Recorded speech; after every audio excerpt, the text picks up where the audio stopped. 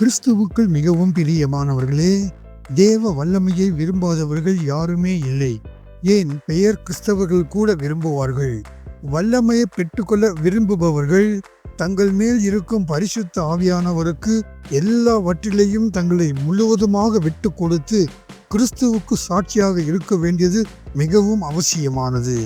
ஒரு விசுவாசியின் வாழ்வில் 2 முக்கியமான தருணங்கள் உண்டு.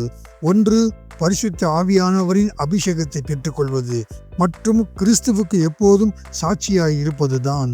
பிரியமானவர்களே, வல்லமை என்பது தகுதி அல்ல, அது ஒரு வரம். நாம் சுய பலத்தினால் சாட்சிகளாக மாற முடியாது. பேதுரு இயேசுவை மறுதலித்த போது பலவீனராக இருந்தார். ஆனால் பெந்தகோஸ்தே நாளில் ஆவியானவர் அவர் மீது வந்தபோது அதே பேதுரு ஆயிரக்கணக்கானவர்களுக்கு முன்பாக துணிச்சலோடு பிரசங்கித்தார்.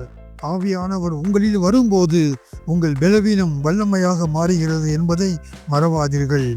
எப்படிப்பட்ட நிலைமையிலும் கிறிஸ்துவுக்கு சாட்சியாய் இருக்க வேண்டும். வல்லமையால் நான் சுகமானேன், நான் ஆசீர்வதிக்கப்பட்டேன் என்று சொல்வதை விட என்னில் கிறிஸ்து வாழ்கிறார் என்று நம் வாழ்க்கை மூலமாக கிறிஸ்துவை உலகுக்கு காட்ட வேண்டும். அதுவே உண்மையான சாட்சி. பெரிய தேவ ஜனமே, தேவ வல்லமை உலகை வெல்லும் அதிகாரம் படைத்தது. பூமியின் கடைசி பரியந்தம் சாட்சிகளாக இருக்க ஆவியானவர் நம்மை பலப்படுத்துகிறார்.